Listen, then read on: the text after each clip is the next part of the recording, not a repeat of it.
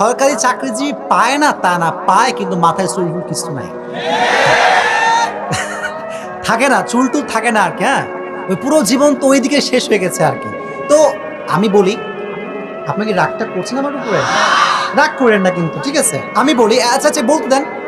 এই যে মুরব্বী, মনে করে আব্বা চান মুরব্বী, কথা কথা ওনার কাছে ছেলে আসছে যে I like your daughter, I want to marry her, will you accept my proposal? আব্বাজান আপনার মেয়েরে ভালো লাগে, বিয়ে দিবেন আমার সাথে? আব্বাজান কোনোদিনও এটা জিজ্ঞাসা করেন যে বাবা তুমি কি 5 ওয়াক্ত নামাজ পড়ো? বলে আব্বাজান তোমার টাকা কয় টাকা ইনকাম করো? আব্বা কয় টাকা ইনকাম করো? বলো বলো বলো বলো। यार पैसे से क्या करोगे? হ্যাঁ, এই টাকাওয়ালা দেখে বিয়ে দিবেন, 2 দিন পরে আপনার মেয়ে নির্যাতিত হয়ে বাসায় ফিরে আসবে। কথা বলেন ঠিক কিনা?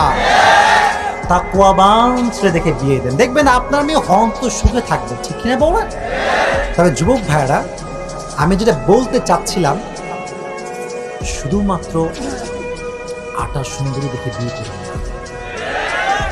এখন তো ফেসবুক মাশাআল্লাহ ফিল্টারের অভাব নাই, একখান ফিল্টার মারবে তোমার 14 গোষ্ঠী গায়েব হয়ে যাবে। আরে यार इतनी खूबसूरत लड़की मैं तो जिंदगी में कभी भी नहीं देखा।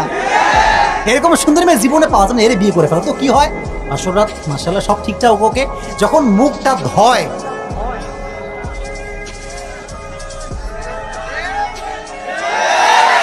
গেছে, সব গেছে, আমও গেছে, ছালাও গেছে। এজন্য যদি বিয়ে করতে হয়, তাকে না বলে একদিন তার বাসায় যাবে, বাসায় গিয়ে বলবো আপনার মেয়েকে দেখতে চাচ্ছিলাম, যদি আপনি অনুমতি দেন দেখবো, যদি রিয়েল ফেস দেখো দেন বিয়ে করবা।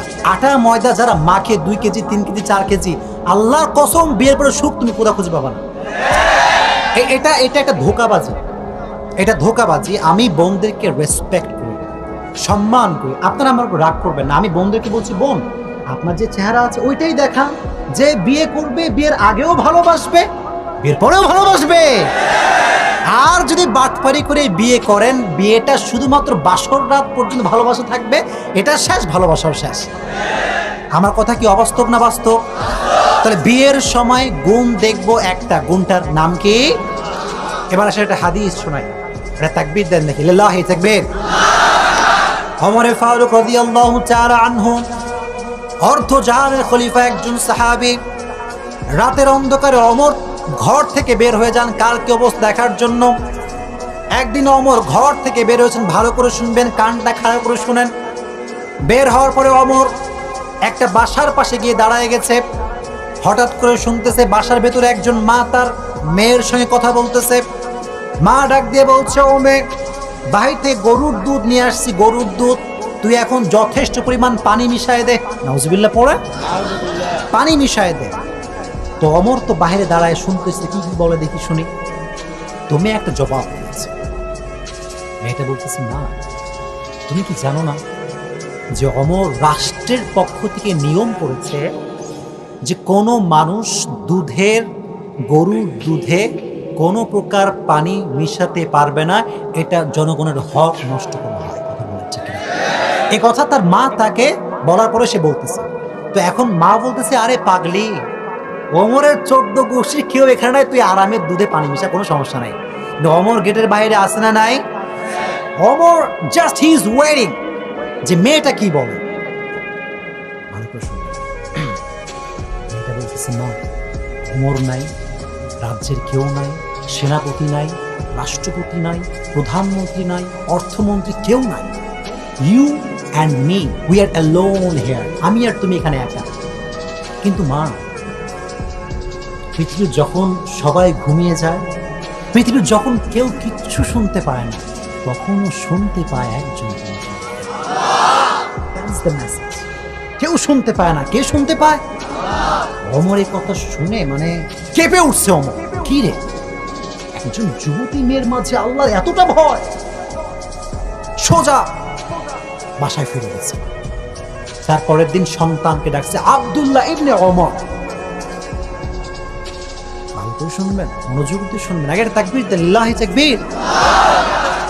সন্তানকে বলে, সন্তান তোমার বিয়ের জন্য মেয়ে খুঁজে পাইছি, একটা মেয়ে খুঁজে পাইছি, যাও। ওমর একজন রাষ্ট্র প্রধানমন্ত্রী, ওমর অর্ধ জাহানের খলিফা, ওমর একজন দুধওয়ালির মেয়ের তাকওয়া দেখে নিজের সন্তানের সঙ্গে বিয়ে দিয়ে দিয়েছে। আর তুমি খোঁজো দিনদার ক্যাটরিনা কাইফ, তাই না? বুঝবা যখন ছেঁচা দিবে বিয়ের পরে, তখন ঠিকই বুঝে আসবে। তখন আবরার হুজুরের কথা মনে পড়বে যে আবরার হুজুর যা বলছিল সত্যি বলছিল, আল্লাহ সুন্দরী দেখে বিয়ে করে কি যে করলাম।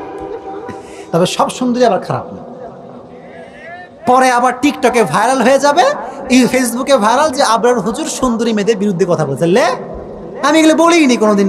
কথা হচ্ছে কি জানেন, character is main thing. Character is main thing. If you have character, then you have everything. If you don't have character, you have money, duplex, triplex home, you have R15, you have iPhone, you have all the thing, but you don't have any character, you have nothing. আওয়াজ দিয়ে বলতে হবে তো, ঠিক কিনা ভাইরা? চরিত্র নাই যার, কিছু নাই তার। চরিত্র আছে যার, কিছু না থাকলেও সব আছে তার। চরিত্র মেইনটেইন করবেন, রাজি আছেন তো ইনশাআল্লাহ? তাকওয়া মানে হচ্ছে কেউ দেখে না, কেউ শোনে না, শোনে কে? মনে হয় আপনারা বিরক্ত হয়ে গেছেন আমার উপরে। দুটো হাত তুলেন সবাই। লিল্লাহি তাকবীর, লিল্লাহি তাকবীর। বলুন আয় রব, আওয়াজ আওয়াজ, আয় রব। যেখানেই থাকি না কেন আমি স্মরণ রাখবো তুমি আমাকে দেখছো, কেউ না দেখুক তুমি আমাকে দেখছো। এই জন্য আমি কখনো প্রকাশ্যে কিংবা গোপনে কোনো গুনাহ করব না। আওয়াজ দিয়ে বলতে হবে ইনশাআল্লাহ। হাত নামান, যদি এটা মানতে পারেন তাহলে আজকের এই প্রোগ্রাম সফল। কথা ঠিক না বলেন?